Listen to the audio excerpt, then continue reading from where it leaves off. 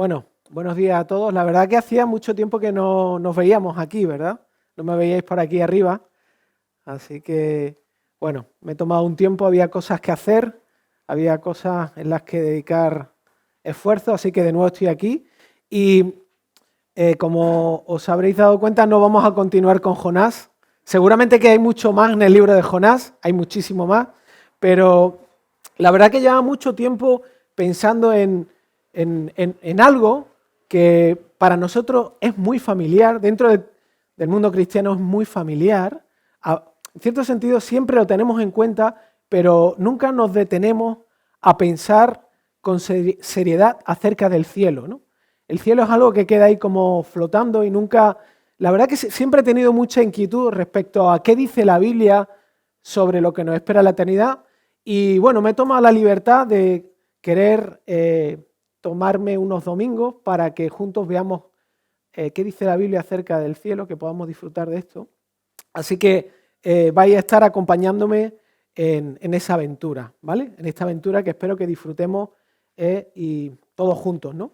Pero antes quisiera un poco compartir con un pequeño ejemplo el por qué. ¿Qué es lo que me motiva a mí a hacer esto, ¿no? Aparte de que es algo que no se suele ver, no se suele hablar con profundidad de ello. Y quiero presentaros a tres personas. ¿Sí? Quiero presentar a John Elwes, ¿vale? La verdad que vivió en el siglo, hace un siglo, 2 siglos atrás, en el siglo XVIII, pero esta persona, este hombre era un político americano. De hecho, no sé si conocéis alguno la típica película que ponen en Navidades, que es Historia de Navidad, que se ve una persona que tiene mucho dinero y que vive como si fuera un pobre, ¿no? Bueno, el escritor de esta historia, de este cuento, que es Charles Dickens, dicen que se basó en este personaje para escribir la historia, ¿no? Como un rico tacaño. La cuestión es que este hombre era poseedor de una fortuna de 23 millones de euros al cambio. Estamos hablando del siglo XVIII, 23 millones de euros al cambio. Imaginaos cuánto dinero era. Y parte de esa fortuna que él heredó la recibió de su madre, que murió de hambre. La madre murió de hambre siendo millonaria, porque era una mujer que no quería gastar en dinero para comer, ¿no? Dicen las personas que lo conocían que normalmente vestía con ropa harapienta, sucia, rota, y que no y que por tal de no gastarse dinero en velas, se iba a dormir justamente cuando el sol se iba. No quería gastar dinero en velas para tener iluminada casa por la noche, ¿no? Es ridículo la vida de este personaje, ¿no? Luego, por otro lado, tenemos a esta mujer que se llama Hetty Green, que nació en el siglo XIX, es americana también, y era una empresaria que la llamaban la bruja de Wall Street. De hecho, llegó a ostentar el título de la mujer más rica de Estados Unidos. Era una mujer multimillonaria y dice su biografía que cuando murió su fortuna era de casi 160 millones de euros al cambio. 160 millones de euros al cambio. Nunca ayudaba a la gente necesitada, aunque fuesen miembros de su propia familia. Nunca ayudaba a las personas. Para ella eso no era algo importante, ¿no?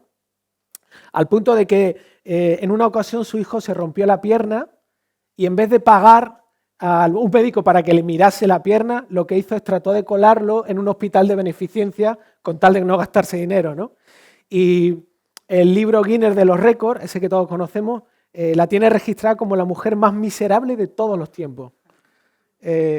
La verdad que se cubrió de gloria, ¿no? Y por último tenemos a este otro individuo, a John Paul Getty, que también, aunque tiene un nombre que no es americano, fue un exitoso empresario norteamericano de la industria petrolera y además fue una de las personas que logró alcanzar, una de las pocas personas en el mundo que logró alcanzar o amasar un patrimonio de más de 850 millones de euros. Estamos hablando del 1900, de principios de 1900, ¿no?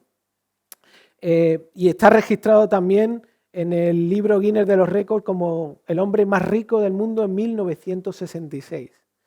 Es curioso, este hombre compró una mansión grandísima, muy grande, en Estados Unidos y obviamente la reformó y en este proceso él se empezó a dar cuenta de que los operarios que iban a arreglar esta mansión estaban usando mucho el teléfono de casa, le venía una factura muy alta y quitó el teléfono e instaló una cabina de teléfono para que todo aquel que quería hacer una llamada llevase su monedita y la pusiera, ¿no? Y también cuenta la historia que secuestraron a uno de sus nietos pidiendo a cambio de su vida 14 millones de euros y él se negó al punto de que los secuestradores le enviaron por correo una oreja de su nieto y él con mucho dolor pagó llegó a pagar, creo que fue algo más de 1 millón de euros, ¿no? Para que rescataran a su nieto, ¿no? El día que murió, este hombre había amasado 1.500 millones de euros aproximadamente. Murió con 1.500 millones de euros. ¿Por qué empiezo con estos tres personajes? Bueno, estos tres personajes tienen algo en común. Algo que también me ha llevado a mí o me ha motivado a que aprendamos juntos acerca de lo que es el cielo. Lo que tienen en común, aparte de mucho dinero, es algo que es muy triste, ¿no? Y es que fueron incapaces de vivir disfrutando de sus posesiones. Vivieron de una forma miserable, a pesar de que estas personas tenían la vida resuelta desde la perspectiva económica, ¿sí? Eso es lo común que esta gente tiene. Y estoy plenamente convencido, por eso me motiva el estudiar la eternidad y el cielo, estoy plenamente convencido de que el mayor problema que tenemos, especialmente nosotros los cristianos, es que no sabemos disfrutar y vivir a la luz de lo que hemos recibido, ¿no? Nos cuesta pensar y meditar acerca de todas las implicaciones reales que tiene el Evangelio para nosotros aquí y ahora. Y sobre todo nos cuesta pensar en la eternidad. Nos cuesta mucho. Somos seres finitos y nos cuesta mucho hacernos una idea de lo que es la eternidad. Y esto es por causa de que tenemos una perspectiva muy limitada de lo que Dios ha hecho ya en Cristo. O sea, el Evangelio no solamente es algo para ahora, sino es algo para el futuro, para la eternidad. Y nos cuesta, o sea, nos cuesta entender esto, nos cuesta apreciarlo. Justamente, como he dicho, esa es la motivación que nos va a llevar durante unos cuantos domingos, no sé cuántos, porque mi idea es conforme vaya avanzando, ir compartiendo con vosotros algunos aspectos acerca del cielo, pero a priori no puedo saber cuántos, pero espero que disfrutemos de este viaje. Pero antes de mirar el mensaje de hoy, porque hoy vamos a hacer una pequeña introducción, vamos a mirar algunas razones por las cuales nos cuesta pensar en el cielo y luego vamos a mirar brevemente algunas razones o algunas causas por las cuales necesitamos pensar, meditar en el cielo o en la eternidad, ¿vale? Pero antes de justamente pasar a estas secciones, quiero que pensemos en una pregunta juntos, porque para pensar en el cielo antes tenemos que partir de una base sólida y estable. Si no, vamos a empezar a imaginar cosas que no son reales. Y lo que quiero es que a través de esta pregunta iniciemos un periodo donde vamos a pensar cuál es sobre la base en la que vamos a empezar a construir, ¿vale? La pregunta es muy sencilla. La pregunta en la que quiero que pienses ahora es ¿por qué existe el cielo? ¿Por qué existe el cielo? ¿Por qué está ahí? ¿Sí? Voy a revelarte algo que quizá sepas o quizá no hayas visto, ¿no? Pero la respuesta está en la Biblia. La respuesta de por qué existe el cielo está en la Biblia. Y no hay que irse muy lejos. Lo que tienes que hacer es irte al primer capítulo de la Biblia y al primer versículo de la Biblia que están en el primer libro de la Biblia, que es Génesis, ¿vale? Y en Génesis, conforme abrimos la Biblia, nos encontramos lo siguiente. En el principio creó Dios los cielos y la tierra. Así es como empieza la Biblia. Así es como empieza la historia de absolutamente todo. Y aceptar y entender esta sencilla verdad es lo único que nos puede ayudar a entender todo lo demás. Y eso incluye el cielo y la eternidad también. Así que, por esta afirmación, sabemos que Dios existe y ha existido siempre y que Él ha creado todo. sabemos que Dios siempre ha existido y que el origen de todo viene de la mano de Él, ¿no? Ahora, si Dios ha creado absolutamente todo, incluido el cielo, vamos a hacer una pregunta un poquito más extendida. ¿Por qué Dios creó todo? ¿Por qué ha creado Dios todo? ¿Por qué Dios no ha dejado las cosas tal como estaban? ¿Y por qué tomó la decisión de crearlo todo? Vamos a ir a la Biblia otra vez. Y la Biblia está llena de textos que nos explican, nos dejan ver por qué Dios ha creado todo. Yo he escogido 3 del Nuevo Testamento, pero la Biblia está plenamente, si no, no acabaría. O sea, empezaría aquí, podíamos terminar cenando todos juntos y seguiría haciendo referencia a textos bíblicos. Pero yo he escogido 3 que creo que son bastante significativos, ¿no? El primero de ellos es el que está en Romanos 11:36 y dice, porque de Él, por Él y para Él son todas las cosas, a Él sea la gloria para siempre. Amén. Y el mismo Pablo escribe después en Efesios lo siguiente, también hemos obtenido herencia habiendo sido predestinados según el propósito de aquel que obra todas las obras conforme al consejo de su voluntad, a fin de que nosotros, que fuimos los primeros en esperar en Cristo, seamos para alabanza de su gloria. Y en Colosenses vuelve a escribir Pablo lo siguiente, Él es la imagen del Dios invisible, el primogénito de toda creación, porque en Él fueron creadas todas las cosas, tanto los cielos como en la tierra, visibles e invisibles, ya sean tronos o dominios o poderes o autoridades, todo ha sido creado por medio de Él y para Él. A ver, claramente Dios hace lo que hace con un objetivo, con algo en su mente, que es su propia gloria. Y esto lo sabemos que Dios hace las cosas para su gloria. El problema es que nos cuesta trabajo entender qué significa que Dios hace las cosas para su gloria. No quiero extenderme mucho en este concepto porque en realidad podríamos estar hablando mucho acerca de lo que es la gloria de Dios, ¿no? De hecho, John Piper lo hace constantemente y lo hace muy bien, ¿no? Pero de una forma muy sencilla, que Dios haga las cosas para su gloria significa que el objetivo principal de Dios es mostrar su superioridad, su grandeza y su poder sobre todo. ¿Vale? Puede sonar orgulloso esto, pero el objetivo, Dios hace lo que hace para mostrar que es supremo y superior por encima de todas las cosas, ¿sí? Pero ¿por qué hace esto Dios? ¿Por qué lo hace? Porque Dios solamente vive para su gloria. El objetivo principal de Dios es justamente esto, es mostrar que Él es infinitamente mejor y más valioso que cualquier otra cosa. Ese es su objetivo de vida. Y como he dicho antes, esta cualidad de Dios puede parecer caprichosa, puede ser orgullosa. Además, hay muchas personas que cuando han visto esta realidad de la Biblia, han entendido algo incorrecto de Dios, ¿no? Porque han concluido en que Dios es alguien ególatra, alguien que solamente piensa en sí mismo, que es un ególatra, que es un egoísta. Un ejemplo claro es Brad Pitt. No sé si lo sabéis, pero Brad Pitt cuando era pequeño era cristiano, iba a la iglesia cristiana con sus padres, hasta el punto en el que se encontró con el hecho de que Dios solamente vive para su gloria. Y él concluyó con lo siguiente, él dijo, yo no puedo creer en un Dios que dice que siempre Él es el mejor. Dios es un orgulloso, siempre dice que es el mejor. Yo no puedo creer en ese tipo de Dios, ¿no?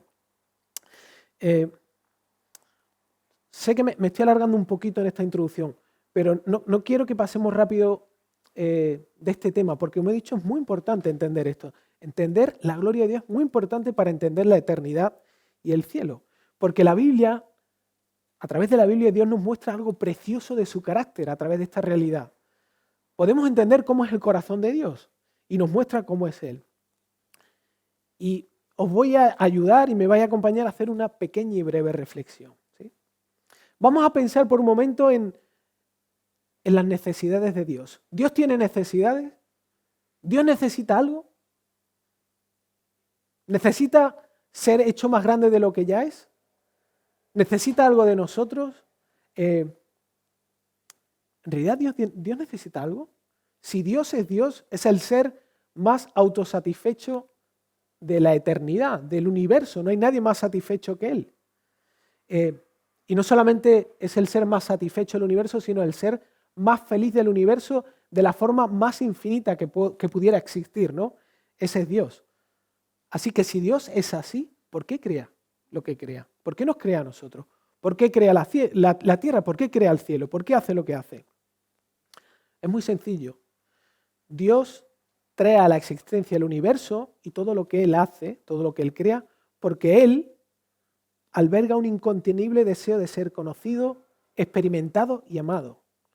Lo que motiva a Dios a hacer lo que hace es el hecho de compartir su propia esencia, lo que es Él, lo increíble que es, lo bueno que es, el deseo que Él tiene insistente de compartirlo con alguien. Eso es lo que motiva que Dios viva para su gloria. No sé si os habéis dado cuenta, o sea, cuando nosotros vivimos de esta forma, nos convertimos en personas egoístas. Pero en realidad, ¿sabes lo que pasa con Dios cuando, por causa de que Él es así de forma perfecta? Pues que Dios es el ser más generoso del universo, porque sin necesitar nada nos crea para compartir su plenitud con nosotros. Entiende esto por un instante. O sea, cuando nosotros no tenemos necesidad de nada, nos transformamos en personas egoístas. De hecho, dejamos de ser egoístas, entre comillas, porque en el fondo lo seguimos siendo, cuando necesitamos cosas de los demás. En cambio, Dios, por causa de ser un ser plenamente satisfecho y plenamente feliz, es plenamente generoso. Así que cuando Dios hace todo para su gloria, en realidad su motivación no es egocéntrica, sino todo lo contrario. Es la generosidad de un ser infinitamente feliz, satisfecho, que quiere ser conocido y disfrutado. Y este es el corazón de Dios que conocieron personas como el rey David y como el apóstol Pablo. Y como cualquier otra persona que ha tenido un encuentro real con Jesús. Se encuentra con un Dios que vive para su gloria, pero que es un Dios generoso y bueno. Así que vamos a pasar a la primera parte del mensaje, que es ¿por qué nos cuesta considerar tanto el cielo? ¿Por qué nos cuesta tanto trabajo pensar en la eternidad, ¿no? A ver, en general, todas las personas que son cristianas tienen algún tipo de percepción de la existencia del cielo. Todos, de alguna manera, pensamos en el cielo y de alguna forma pensamos en la eternidad, ¿no? Ahora, no sé si os habéis dado cuenta de esto, pero el concepto del cielo es algo que suele salir a flote en las conversaciones entre familiares y amigos que son alcanzados por la muerte, ¿no? Cuando alguien cercano muere, un familiar, siempre hay una necesidad de buscar algo que mitigue ese dolor, que dé algo de esperanza, y seguro que todos habéis pasado por esta experiencia donde hay un grupo de personas que nunca han manifestado acerca de conocer a Jesús ni ningún tipo de inquietud, y en medio de una situación de dolor y de muerte siempre tienen la esperanza de que ese familiar que murió está en el cielo, ¿no? Él está en el cielo, nos está mirando. Es curioso, ¿no? Quieren encontrar esperanza en el sitio donde vive Dios, pero no quieren al Dios que vive en ese sitio. Y en realidad a nosotros nos pasa, no exactamente igual, pero sí es un aspecto quizá borroso, ¿no? Pero es normal que el cielo se busque como un lugar donde hay consuelo, donde van las personas buenas, donde algún día nos encontraremos todos juntos, lo pasaremos muy bien. Pero en realidad es difícil encontrar a personas que de una forma sincera hayan pensado seriamente acerca de este asunto, que se hayan parado a estudiar qué es el cielo, ¿no? ¿Qué hay después de la muerte? Incluyendo a personas cristianas, ¿no? Ahora, ¿y tú? Mi pregunta va dirigida hacia ti. ¿Cuándo fue la última vez que has pensado de forma seria sobre el cielo? ¿Lo has pensado alguna vez realmente? ¿Has pensado en la eternidad? ¿Has pensado de lo que hay allí? ¿Has tratado de pensar más allá de lo que tú imaginas? ¿Has tratado de hacer algún tipo de estudio más profundo, de investigar? ¿Has escuchado últimamente algún mensaje que hable acerca del cielo? No es un tema demasiado familiar, no sé. Yo creo que si buscas en internet vas a encontrar pocos mensajes sobre el cielo y muchos mensajes sobre qué es lo que va a pasar antes de que llegue ese momento. Sobre la escatología, sobre los tiempos finales, hay cantidad de información. Pero acerca de lo que va a ocurrir en la eternidad no hay tanta información. No es un tema demasiado popular, no es un tema que se considere práctico, ¿no?, para la vida del día a día, pero sí es un tema que es tremendamente importante para poder vivir la vida cristiana aquí y ahora. Y cuando estaba preparando este mensaje, me vino a la mente el siguiente versículo que Pablo le escribió a la iglesia de Timoteo, a la iglesia de Corintios, perdón, a la iglesia que estaba en Corintios, ¿no? Es muy, muy interesante lo que Pablo le dice. Dice, si hemos esperado en Cristo para esta vida solamente, somos de todos los hombres los más dignos de lástima. O sea, lo que Pablo está diciendo es, si tú piensas que el Evangelio, si tú piensas que Cristo solamente vive para aquí y para ahora, entonces estás viviendo como estas tres personas que yo he presentado al principio. Estás viviendo como si lo tuvieras todo, pero no tienes nada. De hecho, Pablo lo que está haciendo es lo está desafiando, está diciendo, a ver, chicos, tenéis que pensar que lo que Cristo ha hecho por vosotros no solamente es para aquí, es para la eternidad, es para el futuro. Necesitáis pensar en las implicaciones que eso tiene a futuro, ¿no? Por lo tanto, quiero dar 4 breves razones por las que entiendo que nos cuesta pensar de forma seria en este concepto teológico del cielo y de la eternidad. La primera de ellas es justamente porque pensamos que el cielo es algo extraño a este mundo real. Es fácil pensar que el cielo es un estado nebuloso de bienestar. A veces cuando las cosas se ponen difíciles aquí, uno piensa y dice, bueno, en el cielo todo estará bien, todo funcionará bien. Es como un concepto de, no sé, como tomarte algún tipo de calmante que te haga pasar mejor la situación de aquí, ¿no? Y es que nos cuesta imaginar en el cielo, o nos cuesta imaginar el cielo como un mundo físico, de verdad, un mundo que se puede tocar como en el que estamos ahora, donde todo funcionará bien y en perfecta y alegre sincronía con la voluntad de Dios. Nos cuesta mezclar esos dos aspectos. Pensamos que el cielo es algo totalmente diferente, distinto y que no se parece en nada a lo que vivimos hoy en día, ¿no? Pero en realidad el cielo fue creado por Dios para ser habitado por seres físicos, por personas. De hecho, Jesús en Juan 14, versículo 2-3, Él está hablando con sus discípulos en este tiempo extendido que Él tuvo con ellos antes de ser crucificado y resucitar y ir al cielo con el Padre. Y Él es curioso, utiliza unos términos que son términos conocidos, físicos. Y le dice Jesús, en la casa de mi Padre hay muchas moradas, si no fuera así os lo hubiera dicho, porque voy a preparar un lugar para vosotros, y me voy y preparo un lugar para vosotros, vendré otra vez y os tomaré conmigo, para que donde yo estoy, allí estéis también vosotros. O sea, Jesús cuando fue allí fue con un cuerpo físico. Jesús se fue con su cuerpo. Fue donde está el Padre con su cuerpo físico, y lo que le está diciendo a los discípulos es que ellos también van a estar con un cuerpo físico allí. ¿Por qué? Porque se van a encontrar con cosas que realmente son materiales, que son físicas, que se pueden tocar. Obviamente estarán restauradas, ¿no? La segunda causa por la que nos cuesta pensar en la eternidad en el cielo es porque pensamos que es aburrido. Pensamos que es aburrido. A veces espiritualizamos tanto el cielo que nos imaginamos, y voy a hacer una caricatura, ¿no? Nos imaginamos en una nube con un arpa ahí tocando eternamente, con cuidado que se nos caiga el arpa al vacío y le caiga a alguien a la cabeza. Tenemos una imagen así un poco tonta de niño pequeño de lo que es el cielo. Por cierto, si no sabes tocar un instrumento o cantar, no te preocupes, porque esa no es la realidad que vamos a vivir ahí, ¿vale? Puede que esto sea una buena noticia para ti, no tienes que aprender música para ir al cielo. Pero es interesante, ¿no? Cómo en realidad tenemos una percepción de rutina y de monotonía cuando pensamos en la eternidad. Me encanta lo que escribe un autor cristiano, que es también consejero, cuando él reflexiona acerca de lo equivocado que estamos cuando pensamos en el cielo. Y él en un libro escribe lo siguiente, él dice, casi todos los creyentes con los que he hablado tienen una idea de que la eternidad es un servicio de iglesia sin fin, es decir, una reunión que nunca se termina. Nos hemos conformado con la imagen de los cánticos sin fin en el cielo, un gran himno después de otro, por siempre jamás, amén. Y nos sentimos abatidos, por siempre jamás. ¿Esto es todo? ¿Estas son las buenas nuevas? Y entonces suspiramos y nos sentimos culpables de que no somos más espirituales.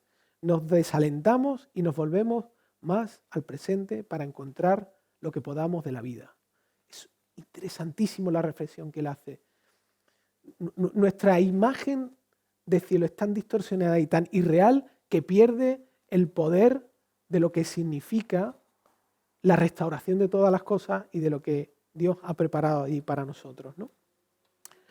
Que tiene que ver con el aspecto material, con cosas materiales, cosas que vamos a poder tocar, ¿no? La tercera causa por la que nos cuesta es porque pensamos que es complicado tener una idea real del cielo. Pensamos que es muy complicado, que es algo que no podemos llegar a pensar, ¿no? De hecho, pensamos en el cielo como algo estupendo en el futuro, pero que no tiene nada práctico para nuestra vida del día a día. No hay una conexión real, ¿no?, entre lo que Dios nos ha prometido y lo que estamos viviendo ahora. A veces pensamos en el cielo como en el seguro del hogar. Seguro que muchos de aquí tenéis el seguro de vuestra casa. Seguro. Sabéis que lo tenéis, pero ¿sabéis realmente qué incluye el seguro? ¿Lo habéis leído? ¿Habéis mirado la póliza? Algunos seguro que sí, pero la gran mayoría no mira la póliza y no mira cada una de las cosas que incluye, ¿no? Y a veces pensamos en el cielo como eso. Bueno, lo tengo ahí, pero en realidad no sé realmente qué hay detrás de todo esto, ¿no? ¿Dónde está? ¿Cómo funciona? ¿Cómo llegamos a Él? ¿Cómo se llega a Él? Sabemos que Jesús está ahí, pero tampoco entendemos bien por qué y cómo llegó allí, ¿no? Pero por otro lado, también nos dejamos absorber por toda la cantidad de cosas que tenemos que hacer en el día a día, ¿no? Tenemos que hacer aquí ahora, la vida es demandante, el trabajo, la familia, las presiones, las prisas, las deudas. Te levantas y ya tienes que programar el día para hacer un montón de cosas, ¿no? Y en medio de ese remolino de vida y de complicaciones, la verdad que pararse a pensar en el cielo y en la eternidad como que no es muy práctico, ¿no? De hecho, bueno, ya tendremos tiempo, ¿no? Cuando ya me muera ya pensaré en el cielo y la eternidad, ¿no? Ya estaré allí y ya le dedicaré tiempo. Y por último, otra de las dificultades o de las cosas que nos complican o nos dificultan pensar en el cielo es que estamos demasiado apegados a la vida. Estamos demasiado apegados a la vida. En realidad, piensa por un instante cuántas cosas de las que hacemos y en cuántas cosas pensamos a lo largo del día y analiza de esas cosas cuántas están relacionadas con cuestiones que son únicamente temporales. Cuántas preocupaciones están tan vinculadas a cosas que son de aquí y de la hora, que puede que mañana no estén o que haya nuevas, ¿no?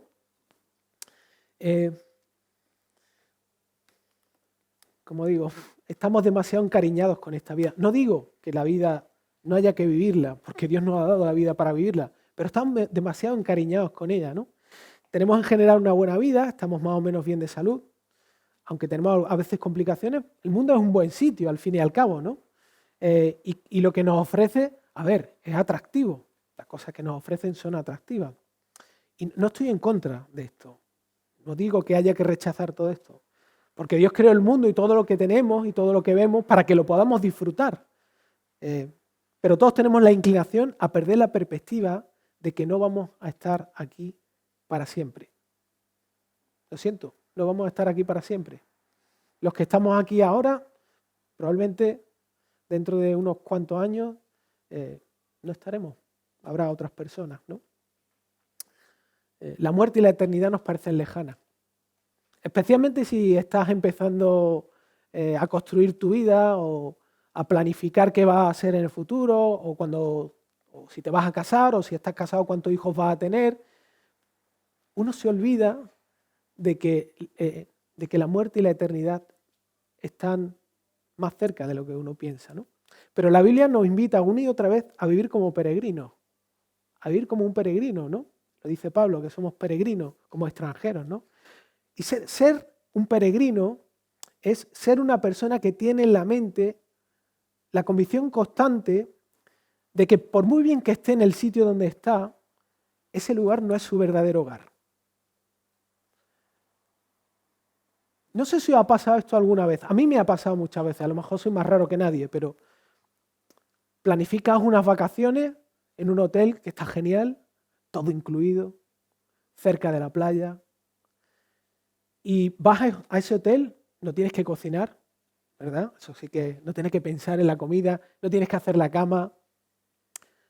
Es un tiempo de descanso, de disfrute, pero conforme vas pasando bastante tiempo, te vas dando cuenta de que, vale, se está muy bien allí, pero en el fondo necesito volver a casa. Necesito volver a mi casa. Quizás aguantes una semana, quizás estés 2, quizás... No importa, llega un punto donde en realidad hay algo dentro de ti que te dice, este no es mi sitio, estoy muy bien aquí, pero este no es mi lugar, no es mi casa, no es mi hogar. Lo que Dios nos pide, nos regala, es que vivamos con ese sentimiento. Y muchas veces los perdemos, ese sentido de que realmente este no es nuestro hogar. Y a veces nos enfrentamos a esta realidad cuando nos damos de cara contra los resultados del pecado en nuestra vida, en la vida de otros y en el mundo en general, ¿no? Así que estas son 4 razones que yo entiendo que son algunas de las que nos impiden pensar acerca de la eternidad. Y ahora quiero daros 5 razones acerca de por qué debemos y necesitamos reflexionar, pensar, meditar en el cielo, ¿vale? Algunas de estas razones que voy a dar son mías, otras son prestadas de otras personas que han meditado acerca del cielo, así que vamos con la primera. Y la primera es muy sencilla, es muy simple. La primera es porque Dios nos creó para vivir en el cielo. Dios nos creó para vivir en el cielo. Forma parte de nuestra identidad intrínseca, de lo que somos. Dice el autor de la carta a los Hebreos lo siguiente. En Hebreos 3:11 dice, hablando del ser humano, ¿no? Y de Dios. Él ha hecho todo apropiado a su tiempo, también ha puesto la eternidad en sus corazones. Sin embargo, el hombre no descubre la obra que Dios ha hecho desde el principio y hasta el fin. Dios ha dejado una marca dentro de cada ser humano que grita, quiero algo que no acabe nunca. Quiero estar en un sitio que sea eterno, ¿no? Pues una necesidad, que solamente puede ser satisfecha por algo eterno, por algo que no termina nunca, ¿no? Por algo que llena, por una fuente que nunca se agota, que nunca se acaba. Así que cada vez que un ser humano trata de saciar esa necesidad con algo del mundo actual, sea algo material o emocional, lo que en realidad está manifestando es un corazón que grita por el cielo. Y no tiene que ser una persona, si esto es algo que Dios ha estampado en el corazón del ser humano, no tiene por qué ser una persona cristiana, puede ser cualquier persona. Cualquier persona que trata de buscar con avidez llenar su vida con algo material o emocional, en realidad lo que está gritando es quiero el cielo, pero no lo sabe, no lo sabe. La segunda razón es porque muchas personas creen que irán al cielo y en realidad no es así.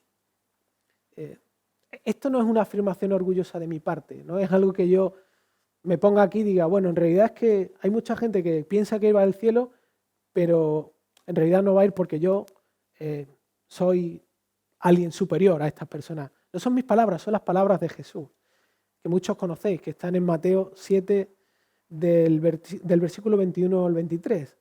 Jesús dice a un montón de gente que se acerca a Él, o sea, hay un montón de gente que se acerca a Él y le dicen, Señor, Señor. Perdón, Jesús dice a un montón de gente que se le estaba acercando a Él, no todo el que me dice, Señor, Señor, entrará en el reino de los cielos, sino el que hace la voluntad de mi Padre que está en los cielos. Muchos me dirán en aquel día, Señor, Señor, ¿no profetizamos en tu nombre y en tu nombre echamos fuera demonios y en tu nombre hicimos muchos milagros? Y entonces les declararé, jamás os conocí, apartaos de mí los que practicáis la iniquidad. A ver, este texto lo conocemos mucho, lo hemos predicado, lo hemos repetido un montón de veces, pero hay quizá un detalle que yo no había visto antes y está en lo siguiente. Estas personas se acercan a Jesús convencidas de que iban a ir con Él al cielo, convencidas de que eran personas que lo conocían a Él. ¿Y por qué estaban convencidas de eso? Estas personas se acercan a Jesús y le dicen, Señor, Señor. Esto os va a servir cuando leáis la Biblia. Cuando veáis que en hebreo se repite 2 veces un nombre propio, eso implica que la persona que lo dice tiene intimidad con la persona a la que se dirige. Entonces es interesante que estas personas estaban convencidas de que Jesús era alguien con quien ellos tenían intimidad. Y Jesús le dice que ellos no tienen intimidad. Jesús confronta a estas personas, pero las confronta y las reta para que corrijan su errónea comprensión de lo que significa conocer a Jesús, ¿no? ¿Por qué lo sé? Pues, bueno, en el versículo 24, justamente después de este fragmento, dice Jesús: cualquiera que oye estas palabras mías y las pone en práctica, Jesús le está diciendo: estáis equivocados, escuchad lo que yo estoy diciendo. En ese sentido, también necesitamos, de una forma sana, volver a recuperar la esencia de la comprensión del cielo. Porque el cielo es el destino de los que conocen de verdad a Jesús. Por eso es importante meditar antes de llegar allí, ¿vale? La siguiente razón por la que debemos pensar en esto es porque muchas personas tienen una idea distorsionada o incorrecta de lo que es el cielo. Ya lo hemos dicho al principio, ¿no? Hay mucha idea incorrecta acerca de lo que es la eternidad y el cielo. Pero además no es difícil encontrar en Internet supuestas experiencias de personas que dicen que han ido al cielo y han vuelto. Hay un montón de, no sé si lo había hecho alguna vez, pero hay un montón de personas que aseguran que han tenido la experiencia de morir y luego volver a la vida. De hecho, hay un ejemplo de esto, es un libro que escribió una persona cristiana que llegó a vender más de 5 millones de copias en 2006 y que relata la experiencia en la que él asegura que estuvo 90 minutos en el cielo y luego vino de vuelta. Y es que, en realidad, al ser humano le gusta la experiencia y nos gusta especular con lo desconocido, pero sobre todo nos gusta construir nuestra propia versión del futuro. A ver, nadie ha vuelto de la muerte, solamente uno, Jesucristo. Pero nadie ha vuelto de la muerte. Nadie ha vuelto a explicar lo que hay allí, porque no hay vuelta atrás una vez que uno se dirige a ese destino, ¿no? Y está en la eternidad. Por lo tanto, a veces nos dejamos llevar por quizá la experiencia o las emociones de ciertas personas y captar una idea incorrecta de lo que es el cielo. La siguiente es porque, y esto puede parecer algo extraño, porque el cielo y la eternidad son un poderoso motivador para evangelizar. Son un poderoso motivador para evangelizar. ¿Te parece esto extraño? No, parece que estoy diciendo, bueno, a ver, David, me estás diciendo que lo típico que se le dice a la gente, no, tienes que ser salva para la vida eterna, pero eso es una motivación egoísta. Bueno, en realidad, si piensas por un momento qué es lo que Dios nos ofrece por medio del Evangelio, te vas a dar cuenta de que en realidad la eternidad y el cielo es parte esencial del Evangelio. Es parte esencial, es una parte esencial. De hecho, lo que Dios nos ofrece es pasar la eternidad con Él en un lugar que supera todos nuestros anhelos y todas nuestras expectativas. Eso es lo que Dios está ofreciendo, ¿no? Cuando analizamos la mayoría de mensajes evangelísticos y el enfoque que tienen, la mayoría se van a centrar en lo siguiente: conseguir una mejor familia, una mejor posición económica, tener menos problemas, ser más feliz, tener un mejor matrimonio, tener menos ansiedad. ¿Te das cuenta de lo que están ofreciendo? O sea, no estoy diciendo que el Evangelio no afecte y cambie ese tipo de cosas. Lo que estoy diciendo es que si el enfoque es ese, es un enfoque muy pobre. Es temporal, es solamente en un periodo muy pequeño de tu vida. Es un beneficio a muy corto plazo. Y hacer esto, enfocarse en esto, es tan tonto como una de esas personas que hemos visto al principio multimillonarias, como si una de esas personas fuera al supermercado y entre dos productos que varían 10 céntimos estuviera decidiéndose qué hace o qué no hace. Es ridículo, es ridículo.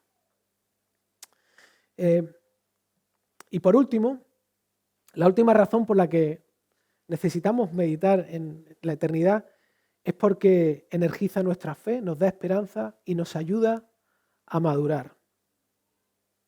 Los seres humanos funcionamos bien por comparación. Necesitamos algo para poder evaluar y para poder medir. Constantemente tomamos decisiones no en el vacío, sino tenemos que interpretar y evaluar qué vale más que otra cosa, ¿sí? Necesitamos esa referencia. Hace 15 años mi mujer y yo nos fuimos de crucero. Fue la primera vez que fuimos de crucero. Hicimos un crucero por el Mediterráneo. De hecho, fue en las vacaciones que me debía la empresa porque tuve un accidente y no pude ir de vacaciones. Fue un año complicado. Y en el 2006, pues bueno, Dios nos dio la oportunidad de poder hacer un crucero.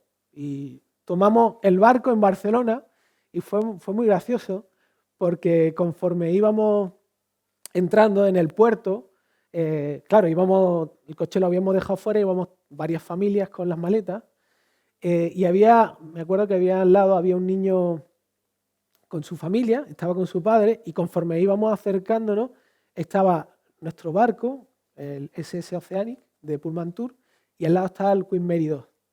Y conforme nos íbamos acercando, el niño miró a su padre y le dijo: papá, ¿cuál es el nuestro? Aquella barca, señalando nuestro crucero. En nuestro crucero entraban aproximadamente 1.200 personas. No era una barca, era un crucero. Lo que pasa es que al lado del Queen Mary, el Queen Mary tiene una capacidad de 2.700 personas. Parecía una barca. ¿Qué quiero decir con esto? Que en realidad meditar en la eternidad nos ayuda a entender el tamaño de las cosas. Es decir, que no hay nada como la eternidad para que podamos descubrir lo poco que prometen las cosas materiales. Cuando nosotros nos enfocamos en la realidad de lo que Dios tiene preparado para los que son suyos, cuando nosotros empezamos a ver el valor que tiene eso, el valor de quién está allí, y empezamos a indagar en las realidades que vamos a vivir, el resto de las cosas las vemos como el crucero donde nosotros íbamos a ir, una barca, algo pequeño. Ahora, cuando desviamos la vista de la eternidad, es mucho más fácil caer en desesperación, en melancolía, en desánimo, o incluso quedarnos atascados en el pasado. Quedarnos atascados en nuestro pecado remanente, en nuestras luchas. Pero no solo eso, perder la perspectiva eterna también nos lleva a buscar alternativas del mundo para anestesiar la pérdida de frescura y entusiasmo que supone meditar en el hecho de estar con Dios para siempre. ¿Sí? Cuando perdemos esta perspectiva tenemos que llenarnos con algo. Nuestro corazón, que tiene deseo de eternidad, tiene que llenarse con algo. Y tristemente recurrimos a cosas que son temporales y que no tienen el mismo valor, que no pueden llenarnos, ¿no? Y a pesar de que la Biblia no nos ha dado toda la información del cielo, sí nos ha dado suficiente información como para que nos podamos entusiasmar por el cielo. Así que mi deseo más profundo, en estos domingos que vamos a estar hablando acerca del cielo, mi deseo más profundo es que juntos Dios nos ayude a despertar un anhelo verdadero, una comprensión nueva, fresca, que podamos soñar con el cielo, que podamos ilusionarnos y que eso sea el motivador de nuestra vida, para que nuestro corazón suelte de una forma libre aquellas cosas que nos atan todavía aquí y que también nos dé la capacidad de poder entusiasmar y hablarles a otros acerca de aquel que ha preparado algo tan grandioso para nosotros. Así que aquí lo quiero dejar. Cuando estaba haciendo el mensaje me vi tentado en tratar de abarcar más cosas, no quise hacerlo.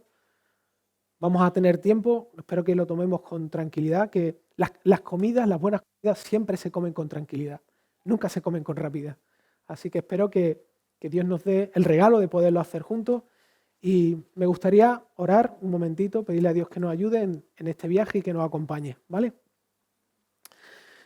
Señor, qué regalo que tú nos des la oportunidad de tener una visión más lejana, a la vez más profunda, y poder meditar en tu hogar. El cielo es tu hogar. Es donde tú estás de una forma especial, así que te pido gracias a lo largo de estas semanas para que podamos desentramar esta realidad y a la vez que nuestro corazón pueda percibir, pueda tener una experiencia, un cara a cara con el Dios eterno, cara a cara con Cristo, que nuestro corazón sea lleno de entusiasmo y que fruto de eso podamos vivir, no como las personas que comentaba al principio, personas que no no entendieron bien que no hay mayor placer que disfrutar de lo que tú has dado y compartirlo con otros. Así que yo pido que esto sea una nueva oportunidad en nuestras vidas para darte gloria a ti, porque finalmente cuando te glorificamos, cuando te exaltamos, en realidad recibimos más de lo que damos siempre. Gracias, Señor, por tu bondad y oramos todo esto en el nombre de Jesús. Amén.